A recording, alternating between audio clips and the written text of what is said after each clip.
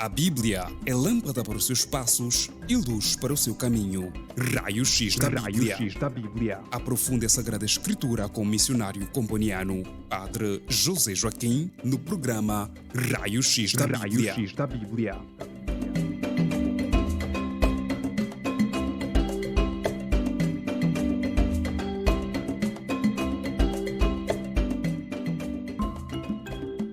Queridos ouvintes, sejam bem-vindos a mais um programa Raio-X da Bíblia. Vamos começar, como de costume, com uma oração.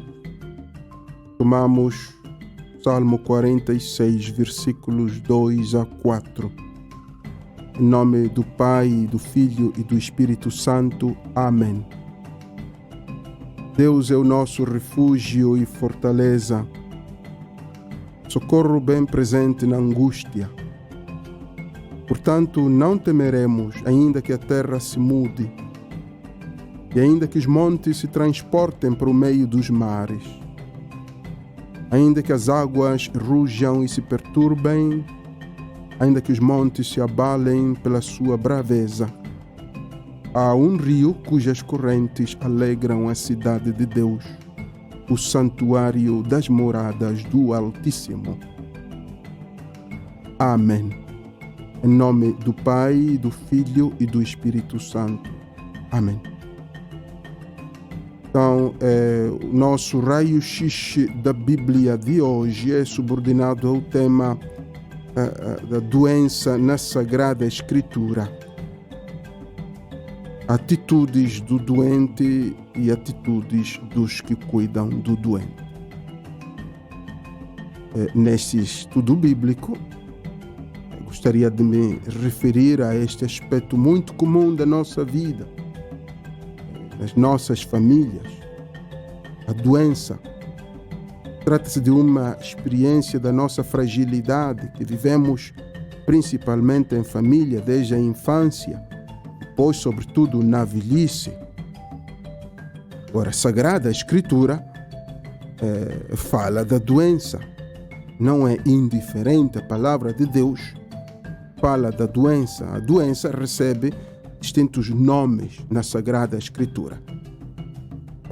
No Antigo Testamento, vamos ver brevemente alguns termos que o Antigo Testamento, que os textos do Antigo Testamento usam. Não é? Textos em hebraico, não é? E os termos também são termos em hebraico. Então, o primeiro termo é halá, que encontramos em Gênesis 48:1. Halá. Dizem a José, o texto de Gênesis 48:1, dizem a José: teu pai está doente. Ora, halá é um termo muito genérico, quer dizer mal-estar. É um mal-estar geral. Então, o Antigo Testamento usa o termo halá. Depois tem outro termo, mahalá, que também quer dizer doença. Mahalá, isso é em Êxodo 23:25, diz o texto: servireis o Senhor vosso Deus, e Ele abençoará o vosso pão e afastará a doença do meio de vós. Então, a doença que Deus afasta do meio daqueles que o servem. É o mahalá. Mahalá. Tem outro termo, hali, que é usado em Deuteronômio 28:61. Hali é no contexto do testamento de Moisés. Moisés despede-se. Moisés profere o seu testamento oral e diz a Israel, ao povo de Israel: se não procurares cumprir as palavras do Senhor, Ele enviará sobre ti as pragas do Egito e outras doenças e desgraças. Então, ali, o texto indica que a doença é mesmo provocada pela não obediência às palavras do Senhor. Ali, doença. Deuteronômio 28:61. Outro termo, não é, que significa doença no Antigo Testamento, um termo hebraico, é o dawé. Dawé. Em Levítico 15:33, o texto hebraico do Antigo Testamento usa o termo Dawé, que é o ciclo menstrual, porque era considerado uma doença também naquele tempo pelos hebreus, mas também Dawé é todo tipo de doença de transmissão sexual. Hoje diríamos DTS, seriam os Dawé. E outro termo que também é interessante é o Anash. Anash, em 2 Samuel 12:15, Anash é uma doença grave. Então, o Senhor feriu o menino que a mulher de Urias tinha dado a David com doença grave. Aí encontramos o termo usado é Anash. Doença grave. Então, toda doença grave, crônica, é Anash. Agora, estes termos, sem dúvidas, são uma prova de que no Antigo Testamento, a Sagrada Escritura, também do Antigo Testamento, preocupa-se com a realidade da doença, não é indiferente desta realidade. O mesmo podemos dizer do Novo Testamento. O Novo Testamento aqui é claro, tendo sido escrito em grego. Então, vamos mencionar só três termos em grego.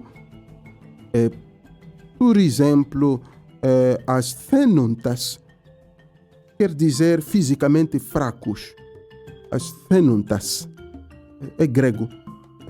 O encontramos em Mateus 10:8, quando, naquele contexto do envio dos 12 apóstolos, Jesus os envia e diz-lhes: curai os enfermos, asthenotas.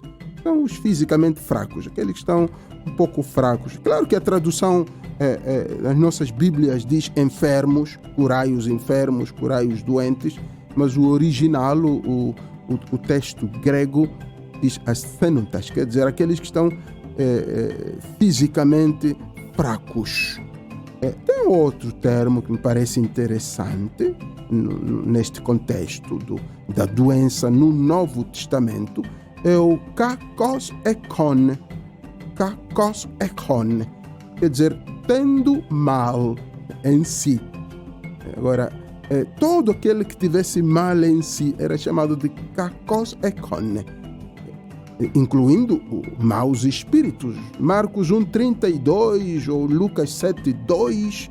Então, kakos ekon, todo aquele que tivesse mal, físico ou espiritual. Então, aí também a Bíblia fala desses casos, doenças de natureza física, doenças de natureza espiritual. Outro termo que não gostaria de perder de vista é o arrostos. Arrostos é uma enfermidade marcada com desespero. É uma enfermidade marcada com desespero. Mateus 14:14. Arrostos. Todo doente desesperado era um arrostos. Todo doente que tendia a perder a fé ou a perder a confiança em Deus, a ficar muito preocupado, a pensar que Deus o abandonou. Todo doente que pela doença, pela dor e sofrimento, tendia a crer que Deus não fosse tão bom para com ele, era um arrostos. Arrostos. Então é interessante. Então, estes termos, irmãos, de fato, são uma demonstração clara de que a Sagrada Escritura aborda o tema da doença, dos vários tipos de doença e da compreensão, não é, que se dava a toda esta que se tinha da realidade da doença no mundo. Mas aqui também é uma questão muito, muito sensível. Qual é a origem da doença segundo a Sagrada Escritura? É doença obra do diabo? É obra de Deus? Ou é obra do homem?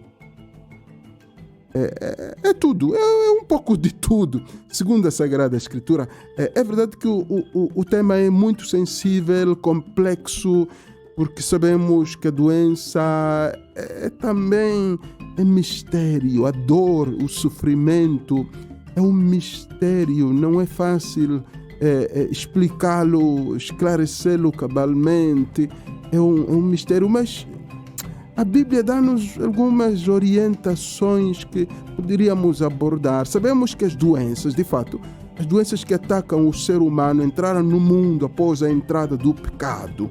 Isso encontramos na Sagrada Escritura, no livro do Gênesis, né? A criação já de Adão e Eva. Antes do pecado não havia morte nem doenças no mundo. Após a entrada do pecado no mundo, o nosso corpo passa a ser corruptível. Quer dizer que ele passa a perecer.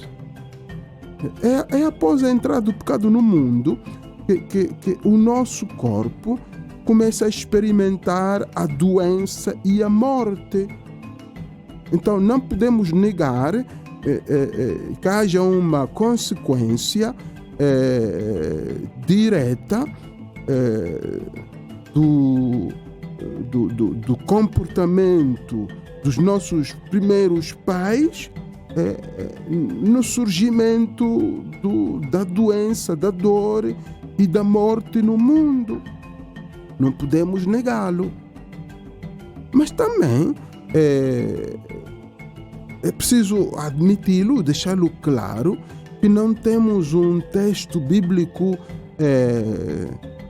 que o diga claramente, não é? Um texto bíblico que afirme que o diabo é o autor das nossas doenças, é o autor das doenças que temos.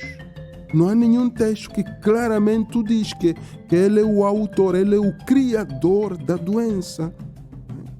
Então, agora, a pergunta que nos colocamos, se o diabo traz doenças, ou se a doença vem de Deus ou do homem, é claro também que a Bíblia fala da possibilidade de que o diabo, com permissão de Deus, traz doenças às pessoas.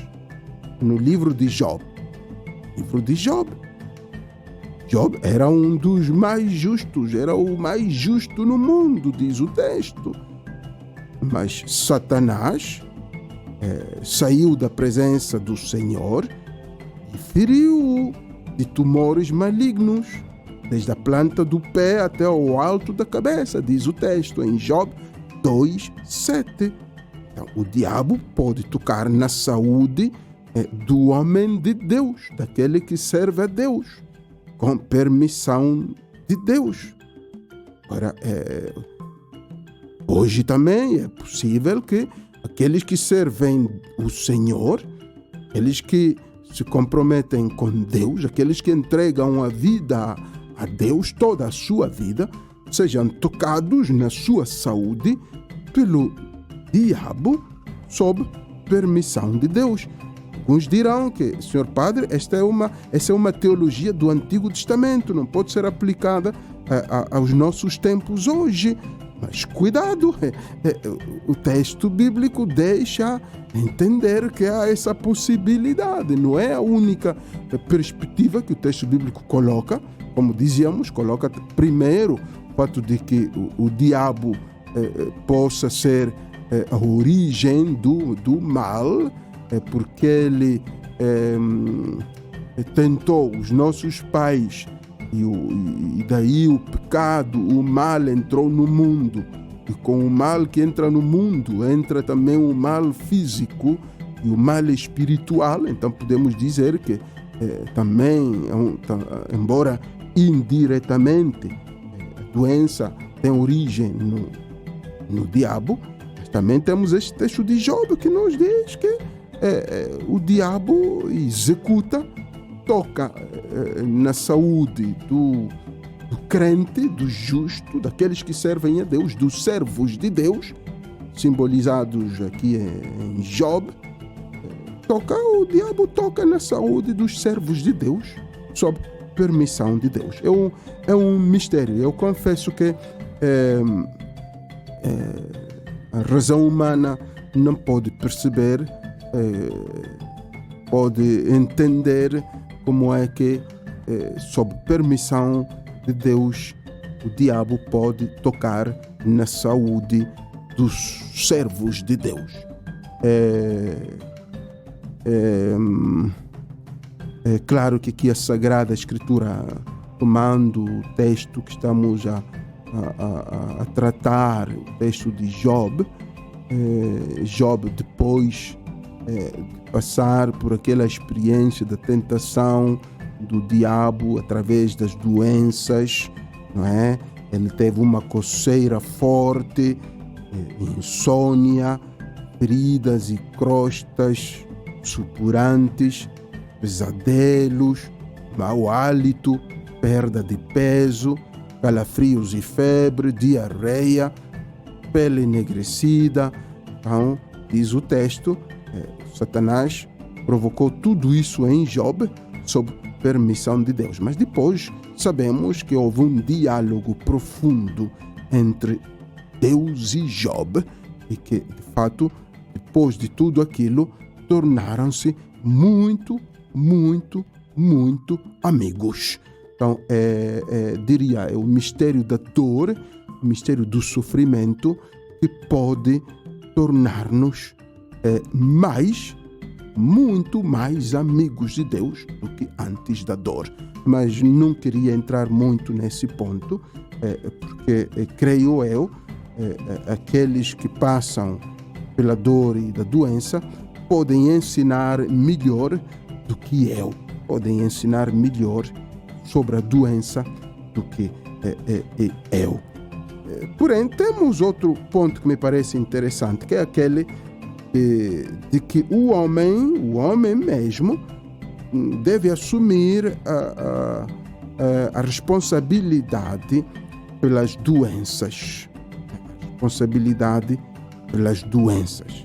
Então, não é só ficarmos na perspectiva de Deus que permite que Satanás nos traga uma doença, ou Satanás que direta ou indiretamente o faz pela sua força maléfica, não é? Ele tem a força de fazer o mal, tem o poder de fazer o mal. Ou esta terceira perspectiva também é importantíssima, de que o homem deve assumir a consequência dos seus próprios atos.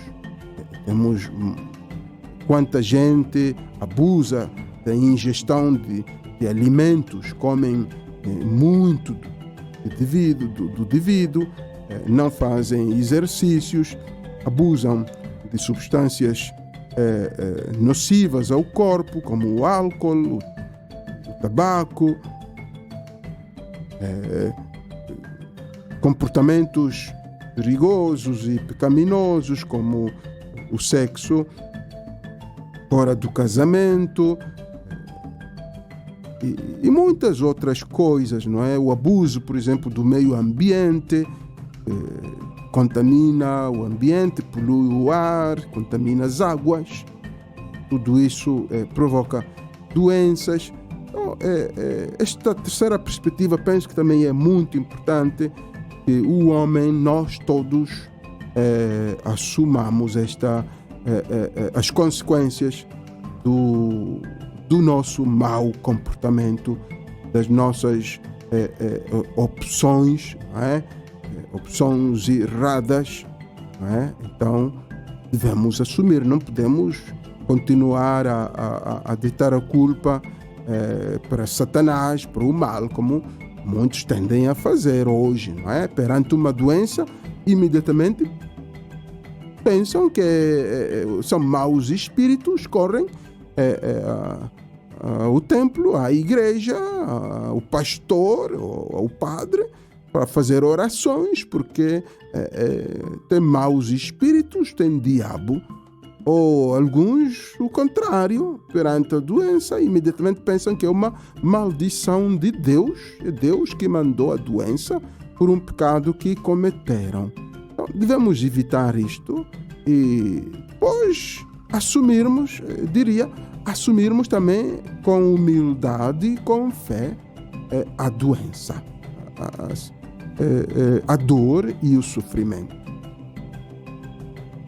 Agora, e precisaríamos mesmo, diria eu, escutar muito do doente, conversar com os doentes, aprender dos doentes, porque qual é a atitude aqui? A atitude do doente perante a doença, perante a dor. Eu penso que a atitude é aquela que propõe o Papa. O Papa escreveu uma mensagem para o Dia Mundial do Doente, que é o dia 11 de fevereiro, Dia Mundial do Doente. A mensagem do Papa começa com uma citação de Mateus 11, 28, que diz: "Vinde a mim, todos os que estáis cansados e oprimidos, que eu vos aliviarei." São palavras de Jesus. Vinde a mim, todos os que estáis cansados e oprimidos, que eu vos aliviarei. Então, não me atreveria a dar conselhos aos doentes aqui. Simplesmente deixar-vos, sugerir-vos de interiorizem estas palavras de Jesus. Vinde a mim, todos os que estáis cansados, enfermos e oprimidos pela dor, pelo sofrimento, pela enfermidade, que eu vos aliviarei. Mateus 11, 28. Então eu penso que aqui o que Jesus exorta é permanecer nele, ir a ele, permanecer nele, estar com ele, na dor, estar com ele, permanecer em Deus.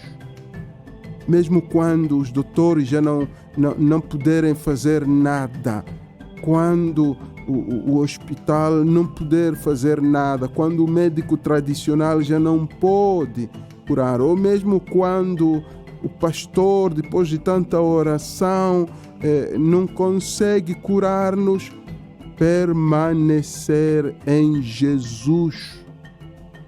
Fato, o que conta perante Deus não são as palavras do pastor ou do padre, ou as palavras dos médicos.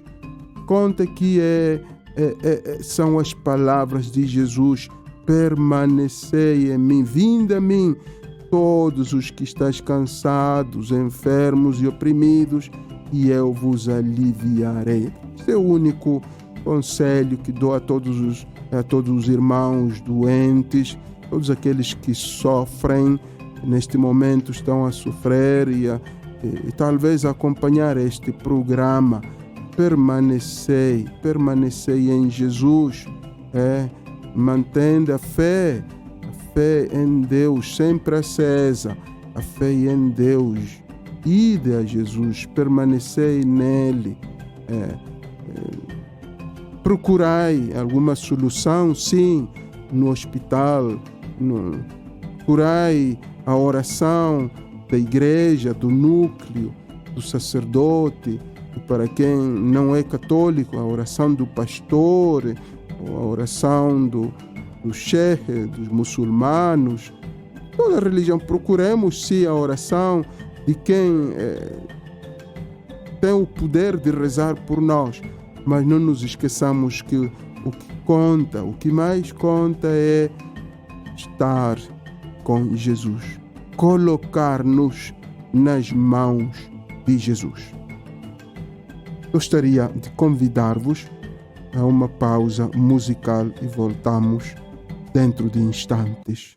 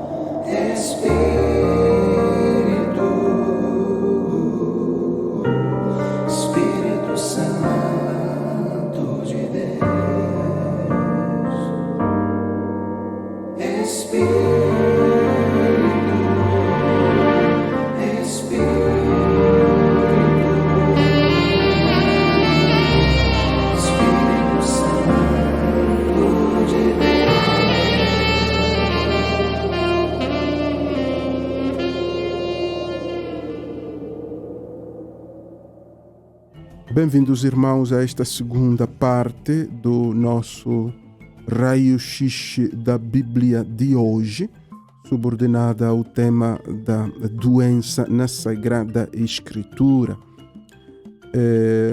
Esta é a segunda parte. Na primeira parte, tratamos a questão da terminologia da doença no Antigo Testamento, a terminologia em hebraico, no Antigo Testamento, alguns termos em hebraico, mas também alguns termos do Novo Testamento em grego.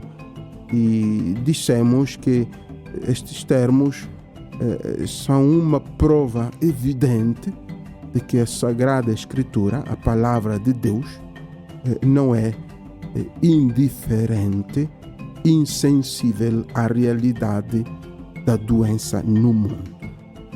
E que a atitude do doente era, dizíamos na primeira parte do nosso tema, a atitude do doente era aquela que Jesus convida a assumir quando diz: vinde a mim, todos vós que estáis cansados e oprimidos, eu vos aliviarei.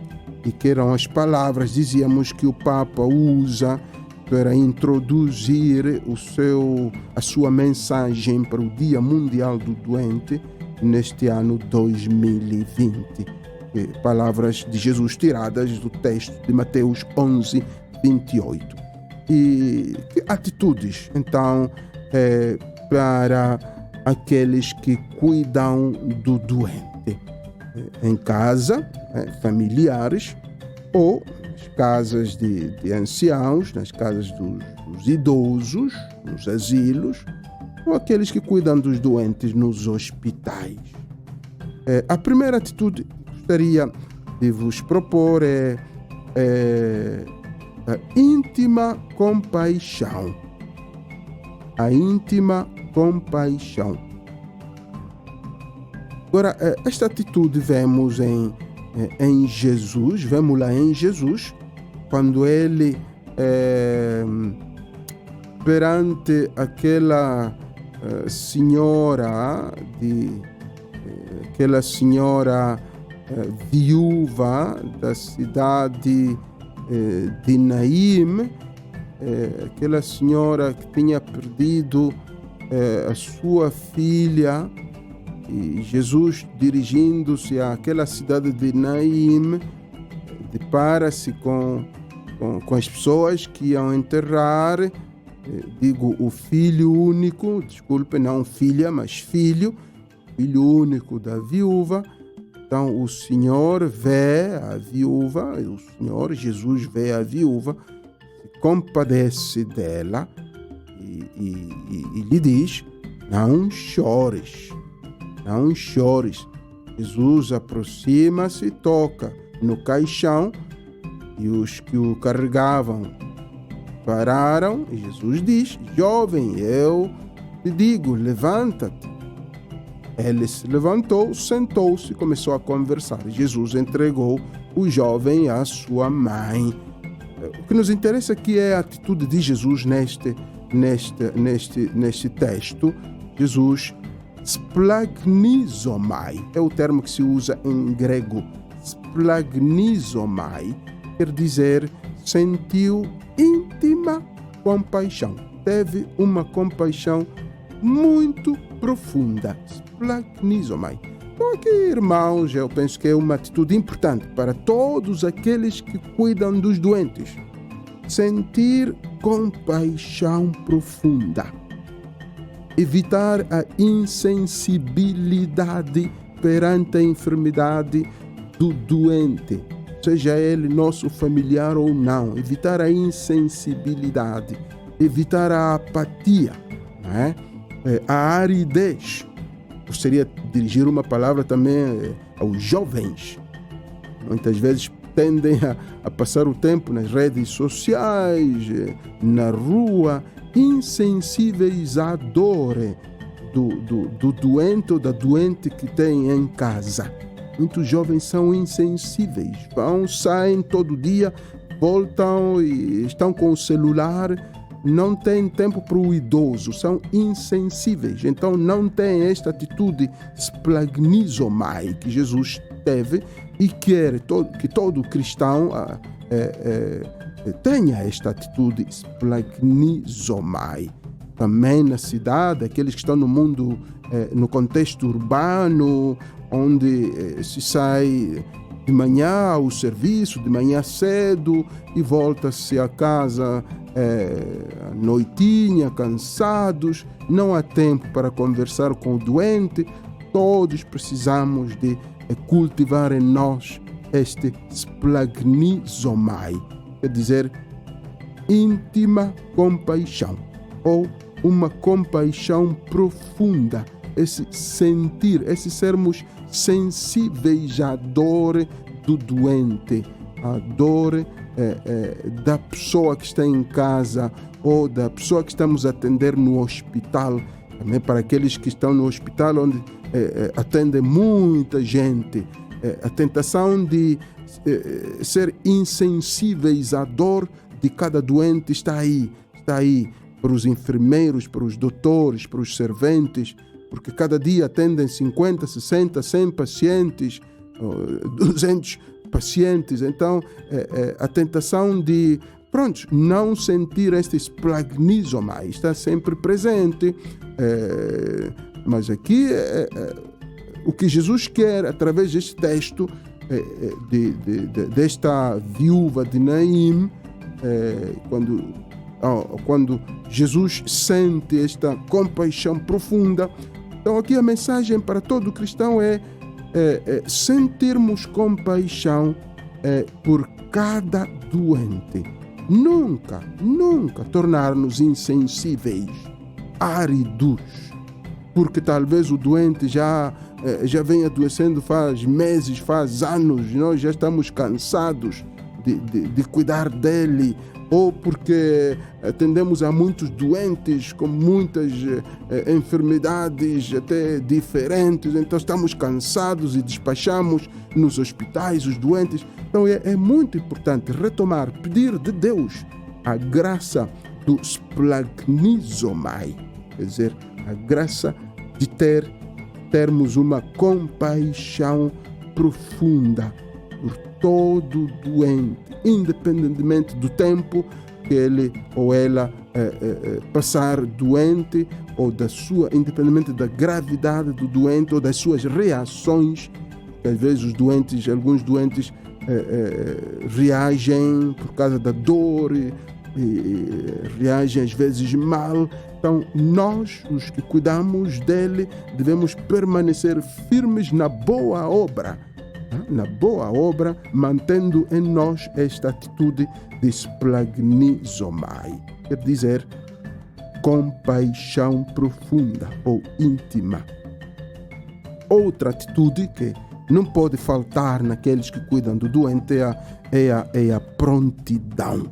A prontidão perante a doença. Marcos 1:32 diz: à tarde, depois do pôr do sol, levaram-lhe todos os enfermos e endemoninhados.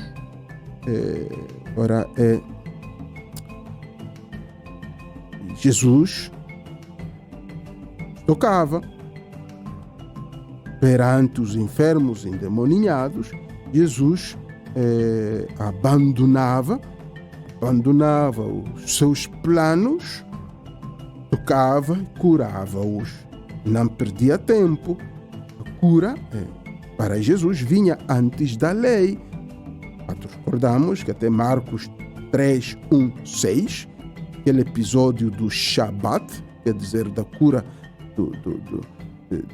de Jesus, que Jesus faz uma cura no sábado, não deveria fazer porque estava proibido, era um dia santo. Jesus, ele diz, então o que é que vem primeiro? Obediência à lei do sábado, do repouso sabático, ou a saúde, a vida? Jesus era um homem pronto para sentir-se, deixar-se tocar pela doença. Era um homem que estava pronto a renunciar tudo para cuidar do doente. Aqui também é verdade que o mundo citadino, o mundo urbano, a vida é um pouco mais complexa. O casal ou os familiares do doente deixam o doente com um empregado e vão ao serviço, voltam, não têm tempo para o doente. Agora, porém, podemos ainda encontrar, a meu ver, podemos conseguir um tempinho para estar com o doente. Talvez à noitinha, ao voltarmos do serviço, por que não? Passar um momento a rezar com o doente, mesmo que seja 10, 15 minutos, para rezarmos com o doente que está em casa, com o idoso que está em casa. É verdade que voltamos cansados por causa do engarrafamento, do congestionamento da cidade, mas Jesus nos ensina, através deste texto, da prontidão, a capacidade de renunciar a alguma coisa que poderíamos fazer ou alguma coisa que temos a fazer, renunciar para estar com o doente. Eu penso que é uma atitude também importante esta hoje, não só para quem está na cidade, mas também para quem está no campo. Poder renunciar a alguma coisa, algum plano para passar um tempo com o doente. O doente precisa da nossa companhia. O doente precisa de alguém com quem falar, com quem conversar. Muitos doentes até não precisam de muita comida, de muito vestuário, bonito vestuário. Precisam de alguém com quem conversar, ou talvez com quem rezar, mesmo que sejam orações simples, curtas, não é? Orações breves. Então, devemos conseguir tempo para estar com os nossos doentes. Isto é prontidão. Outra atitude, não julgar. Tiramos esta atitude de João 9, 1, 5. Os discípulos, com o cego ali em frente, debatem sobre quem tivesse pecado por ter nascido cego, ele ou os seus pais, para provocar a sua cegueira. O Senhor diz claramente, nem ele nem os seus pais. É assim para que nele se manifestem as obras de Deus. E Jesus curou. Então, não julgar é outra atitude importantíssima para quem cuida dos doentes. Não julgar o doente, mesmo que seja um doente de sida ou outros tipos de doença. Não julgar o doente, como a tendência aqui que vemos em João 9, 1, 5, a tendência dos discípulos de procurar quem pecou, por que ele nasceu cego, ele cometeu pecado, ou os seus pais cometeram um pecado, por isso é que ele nasceu cego, ou assim provocou a cegueira. Então, não julgar, respeitar a doença, contemplar a doença no silêncio, venerar a doença, é um mistério, a dor é um mistério, a doença e o sofrimento é um mistério. Não vale a pena estarmos a julgar o doente, mesmo que tenha sido uma doença por ele provocada. Não podemos continuar a martelar no pecado que a pessoa cometeu, mesmo que seja, por exemplo, um doente do SIDA que reconhece que de fato teve um comportamento não tão devido. Não podemos, os que cuidamos do doente, continuar a martelar, a julgar, a dizer, a falar do seu passado. Devemos respeitar e permitir que o doente faça o seu caminho de conversão, arrependimento, de entrega da sua vida a Deus. Outra atitude é a oração incessante, orar incessantemente. Mateus 15, 21, 28 fala daquela mulher pagã que não pertencia ao povo de Israel, era pagã. Mas esta mulher, embora pagã, suplica a Jesus a cura da própria filha. Para pôr à prova a sua fé, Jesus primeiro responde duramente: não posso, devo pensar primeiro nas ovelhas de Israel. Mas a mulher não desiste quando pede ajuda para a sua criatura. Uma mãe que nunca cede. Todos nós sabemos que as mães lutam sempre, não é, pelos seus filhos. E responde esta senhora, não é? Até os cachorrinhos comem as migalhas que caem da mesa dos seus donos. Como se dissesse: trata-me pelo menos como uma cachorrinha, não é? Então Jesus diz-lhe: ó mulher, grande é a tua fé, seja feito como tu desejas. Este é o versículo 28 de Mateus 15. Então, a oração incessante, a oração insistente, todo aquele que cuida dos doentes, no hospital, em casa, nos asilos, orar incessantemente, insistentemente pelos doentes. Que não nos cansemos nunca.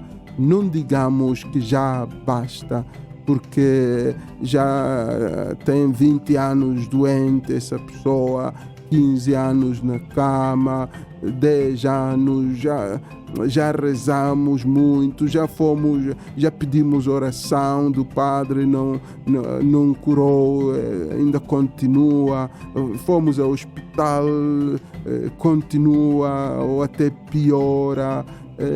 Para aqueles que vão aos médicos tradicionais, também podem dizer: já fomos ao médico tradicional, já tomamos o medicamento tradicional, raízes ou folhas de árvores, mas continua. Então, corremos o risco de desanimar perante a doença e já não fazemos orações pelo doente. Então, aqui, Mateus 15, 21, 28, através do exemplo desta mulher pagã, cananeia, não é? Aprendemos dela a insistência. Não paremos de rezar, de fazer orações pelos nossos doentes, mesmo que não sejam orações compridas, mesmo que seja, não sei, enquanto estamos na machamba a trabalhar, levantar a nossa mente a Deus, elevar a nossa mente a Deus, rezando no silêncio ou com o canto ou com as palavras pelos nossos doentes. Para aqueles que vão trabalhar, rezar, continuar a pensar no doente em casa, rezar por ele ou por ela incessantemente. Para aqueles que estão no engarrafamento, não estar aí só a escutar música do mundo,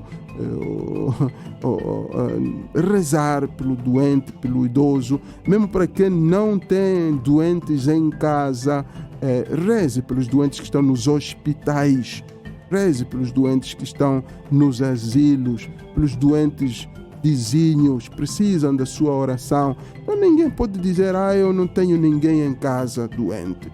Então eu não preciso estar a rezar pelo doente, todos devemos rezar pelos doentes. Outra atitude é a fé inquebrantável na bondade e no poder de Deus. Esta atitude encontramos-la em Marcos 2, 1, 5. Poucos dias depois, Jesus entra novamente em Cafarnaum. O povo ouve falar que ele estava em casa. Muita gente se reúne ali, de forma que não havia lugar, diz o texto, não havia lugar nem junto à porta. E ele lhes prega a palavra. Daí vieram alguns homens trazendo-lhe um paralítico carregado por 4 deles, mas não podendo levá-lo até Jesus por causa da multidão, removem uma parte da cobertura do teto, né, do lugar onde Jesus estava, e através da cobertura no teto baixam a maca em que o paralítico jazia. Vendo a fé daqueles 4 homens, né, Jesus diz ao paralítico: filhos, teus pecados estão perdoados. Então, a fé destes 4 homens é um exemplo para todo aquele que cuida do doente, repito, em casa, em asilos ou nos hospitais. A fé inquebrantável no poder e na bondade de Deus. Vejam só a fé daqueles 4 homens que vão lá, e o lugar onde Jesus estava a ensinar está cheio, e eles decidem de abrir parte da cobertura do lugar onde Jesus estava, e através de uma abertura no teto baixam a maca em que o paralítico jazia. Então Jesus vê a fé deles e cura o paralítico. Então a fé, irmãos, uma fé inquebrantável na bondade e no poder de Deus. Todo aquele que cuida do doente, seja homem, deve ser homem e mulher de fé, de uma fé forte. Uma fé forte. Não podemos lidar com as doenças do ponto de vista humano, puramente humano e materialista. É a fé perante a dor do outro. A fé perante a dor. A fé inquebrantável no poder de Deus e na bondade de Deus. Deus continua a ser bom e poderoso perante a doença do meu familiar ou do meu vizinho. Então, a fé. Devemos pedir a fé cada dia, sobretudo aqueles que têm um doente em casa, aqueles que devem cuidar de um doente em casa ou no asilo, os enfermeiros, os doutores, os médicos, os serventes, todo o pessoal médico, todo o pessoal de saúde, todos os dias deveria pedir o dom da fé. Senhor, aumenta a minha fé perante estes doentes, perante este caso e cada caso individualmente, seja de cancro, de HIV-Sida, seja de AVC, seja de tuberculose, todos os casos de doença e de enfermidade, os que cuidam deles deveriam pedir a Deus: Senhor, aumenta a minha fé. Então não podemos acostumar-nos à doença, porque lidamos com ela todos os dias, então já não rezamos e já nos tornamos insensíveis. Nós devemos renovar sempre a nossa fé. É uma proposta que nos vem deste texto de Mateus 2, de Marcos 2, 1, 5. Outra atitude que me parece também interessante é a união na família para assistir o doente. União na família. Diante da doença, até em família surgem dificuldades. Não há consenso, não há acordo. nas decisões que se devem tomar,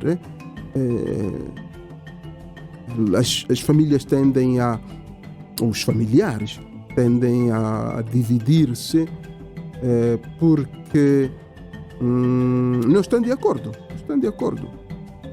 Um diz, levemos o doente ao hospital, outro diz, não, vamos ao curandeiro, outro diz, não, vamos ao pastor da Igreja Universal, ou vamos àquele profeta, vamos àquele apóstolo daquela outra igreja, ou vamos ao padre, ou vamos ao núcleo, chamemos o núcleo para vir rezar o terço. Então, se não há maturidade, pode criar divisão na família. A doença pode criar divisão.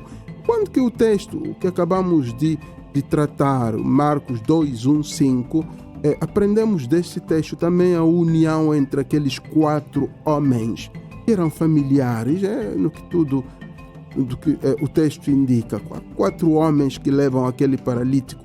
Então havia união entre eles. Sabiam fazer um discernimento juntos. E todos queriam o bem do doente. E sabiam ceder também nos seus pontos de vista.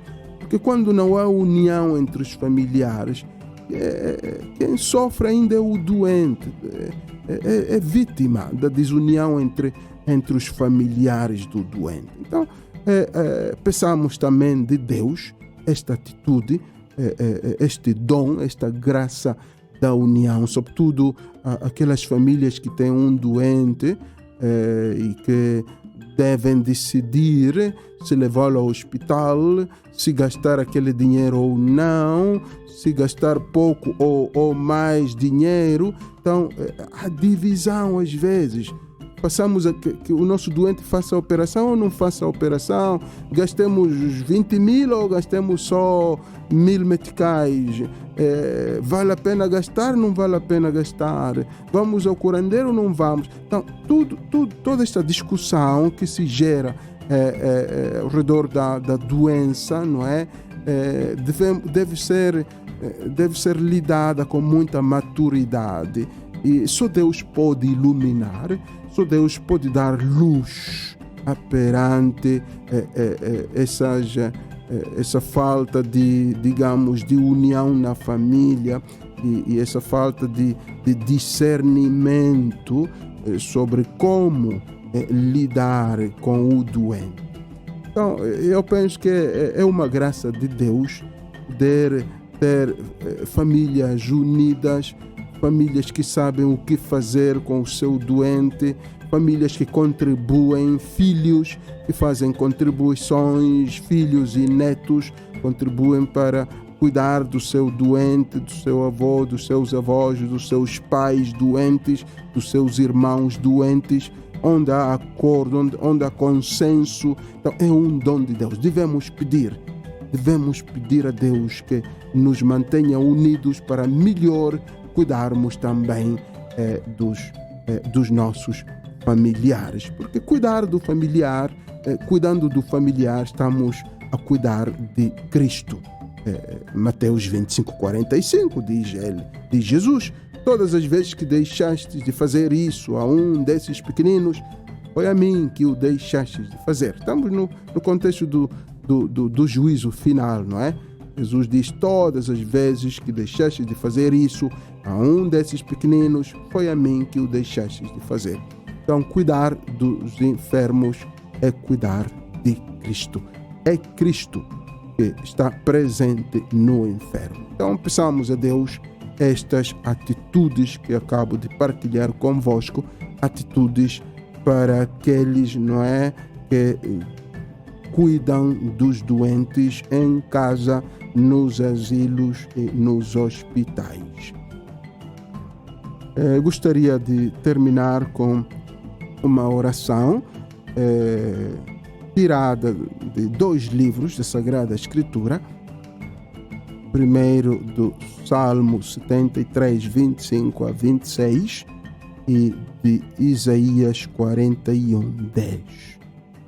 Uma oração que gostaria de convidar aqueles que me seguem aqueles que acompanham este programa, sejam doentes ou aqueles que cuidam do doente, uma oração de entrega. Uma oração de entrega e de confiança a Deus perante a dor, perante o sofrimento. Em nome do Pai, do Filho e do Espírito Santo. Amém. Quem tenho eu no céu, senão a Ti, Senhor? E na terra não há quem eu deseje além de Ti, Senhor. Minha carne e o meu coração desfalecem, mas Deus é a fortaleza do meu coração e a minha porção para sempre. Não temas, porque eu sou contigo. Não te assombres, porque eu sou teu Deus. Eu te fortaleço e te ajudo, e te sustento com a destra da minha justiça. Não temas, porque eu sou contigo. Não te assombres, porque eu sou teu Deus. Eu te fortaleço e te ajudo, e te sustento com a destra da minha justiça. Amém. Então, que Deus abençoe todos os enfermos, todos os doentes. Deus abençoe o trabalho de todos aqueles que cuidam dos doentes em casa, nos asilos e nos hospitais. Que todos recebam a bênção de Deus, Pai, Filho e Espírito Santo. Amém. Muito obrigado pela atenção dispensada. Até a próxima, irmãos.